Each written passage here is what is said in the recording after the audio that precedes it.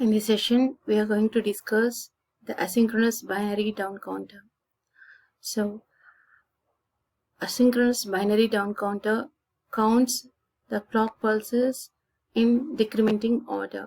It starts counting from the maximum number to the 0. So, suppose if you take 3-bit binary asynchronous binary down counter, okay, its maximum count will be 7. So it starts counting from 7, 6 by decrementing 7, 6, 5, 4, 3, 2, 1 and 0. So now we will see the constructional details. We will see the block diagram of the 3-bit asynchronous binary down counter. Okay, so as usual, the asynchronous counter means the counter itself is to count the number of clock pulses present at its input. And asynchronous means when all the flip-flops are not connected to a common clock signal. Okay, so the clock signal is only connected to the first T flip-flop, and the remaining flip-flops, T flip-flops, clock inputs are connected to the state change outputs of the previous flip-flops. Okay, so similarly, since this is asynchronous counter, so here also the connection is like that only, but the difference is here it is binary down counter. So binary down counter means here the first flip-flop clock input is connected to the external clock signal which is to be counted, whereas the second, third flip-flops clock inputs are connected to the complemented state change output of the previous flip-flop. Okay, so whereas in the case of binary up counter, the true state change of the output, which is nothing but Q0, is connected to the negative edge input of the clock input of the next flip-flop, whereas here the complemented output is connected to the clock input of the second flip-flop. Similarly, the complemented output Q1 bar is connected to the clock input of the third T flip-flop. Okay, that's why it is going to count in decrementing order. And if you see, generally all these are T flip-flops, and all the T inputs of the flip-flops are tied together and connected to the logic 1, and all the T flip-flops are negatively edge triggered. Okay, so they may also positively edge triggered, but in this diagram we are using negative edge triggered clock inputs. Okay, so and since it is asynchronous counter, only first flip-flop input is connected with the clock, and the remaining flip-flops inputs, clock inputs, are connected to the previous state change outputs of the previous flip-flops. Okay, so and it is binary down counter, so Q bar outputs are connected as the clock inputs to the next flip-flops.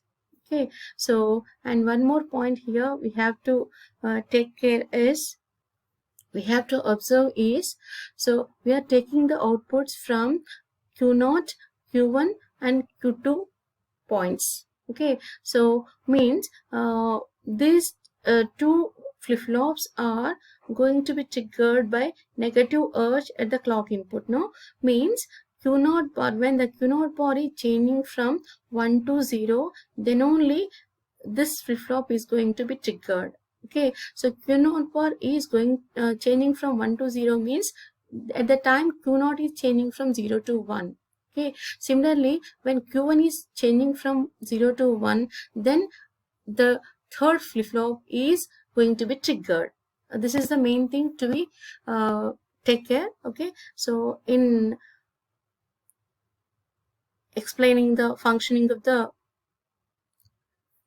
asynchronous binary down counter.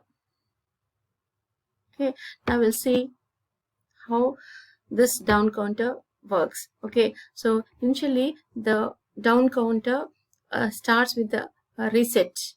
means 0 0 0 output. Okay, so Q0, Q1, Q2 outputs are 0 0 0, and here the Q2 output is MSB and Q0 output is LSB, right? So when the first clock pulse comes, the output become 1 1 1. Okay, now we'll see how the 1 1 1 comes at the first clock pulse. See, when the first clock pulse comes, at the initial stage, Q0 is 0, Q1 is 0, and Q2 is 0, reset condition. Okay, when the first clock pulse, during the negative edge of the first clock pulse, okay, so Q0 is changing its state from 0 to 1, right? So, and at the same time, if you observe, Q0 bar is changing its output from 1 to 0, because when Q0 is 0, Q0 bar will be 1. Similarly, when Q1 is 0, Q1 bar will be 1, and Q2 is 0, Q2 bar will be 1.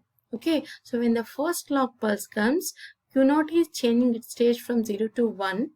Okay, whereas at the same time, Q0 bar is changing its state from 1 to 0, which is nothing but the negative edge, and this is going to trigger the second flip-flop, right? So when the second flip-flop is triggered, means Q1 is changing its state from 0 to 1. When the Q1 is changing its state from 0 to 1, Q1 bar is changing its state from 1 to 0. So this 1 to 0 is going to trigger the third flip-flop, and this trigger is going to change Q2 output from 0 to 1. Means when the first clock pulse comes, then the output of first flip-flop will be 1, and the output of second flip-flop is also 1, and the output of third flip-flop is also 1. Okay, so that's why the output will be 1 1 1, which is nothing but 7. Okay, so now we'll see the next states. So when the first clock pulse comes, Q0 will be triggered. During the negative clock edge of the first clock pulse, Q0 is changes its state. It changes state from 0 to 1, right? So by the time Q1 is also changing its state. Q1 is also changing its state because its input is second flip-flop input is connected to Q0 bar output. So when Q0 output is changing from 0 to 1, this is going to trigger the second flip-flop, which toggles the second flip-flop and changes its output. So that's why when it is changing its state from 0 to 1, at the same time Q1 means second flip-flop output is also changing from 0 to 1. Okay, and this 0 to 1 transition is going to trigger the third flip-flop. Okay, so there also its output is changing from 0 to 1. Okay, when the second clock pulse comes, it's change states from 1 to 0. So for 1 to 0, there won't be this output is not going to trigger the second flip-flop. That's why its output is remaining same. Whereas in the third clock pulse, if you observe, there is no change. There is no change in the output of the second flip-flop. That's why there won't be any change in the output of third flip-flop. Similarly, when third clock pulse comes, it trigger during the negative edge of the clock, the output is triggered from 0 to 1. When the output is changing from 0 to 1, it is going to trigger the second pulse. So thereby the output changes from output of the second flip-flop is changing from 1 to 0. Okay, but since it is the change in the output of the second flip-flop from 1 to 0, so it is not going to trigger the third flip-flop. Thereby its output will be in no change condition.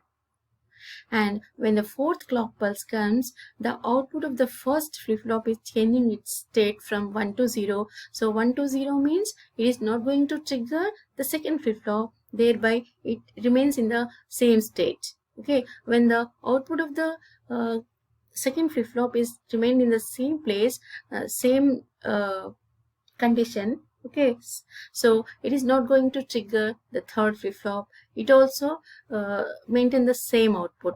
Okay, so when the fifth clock pulse comes, so the first is triggered, and it is going to change the output from 0 to 1. For 0 to 1 change, the second flip-flop is also triggered, and it changes its state from 0 to 1. So during the change in the output of the second flip-flop, so from 0 to 1, it is also going to change the output of the third flip-flop, so from 1 to 0. So similarly, during the sixth clock pulse time, so it is going to trigger the first flip-flop, and it changes output from 1 to 0. So 1 to 0 is the negative transition. It is not going to affect the second flip-flop, so it maintains the same output. So, and this is not going to affect the third flip-flop, so it also maintains the same output.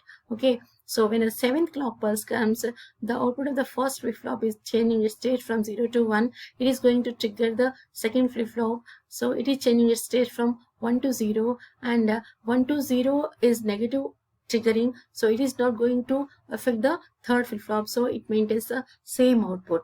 Okay, so if you observe the outputs of all these flip-flops, so in reverse order, this is 0, which is nothing but the reset condition, and this is the 7, this is the bit 7, and this is 6, this is 5, this is 4, 3, 2, 1, and again it get back to 0. So in this way, the asynchronous binary counter is counting in decrementing order, and the count starts with a larger number and it reaches the 0.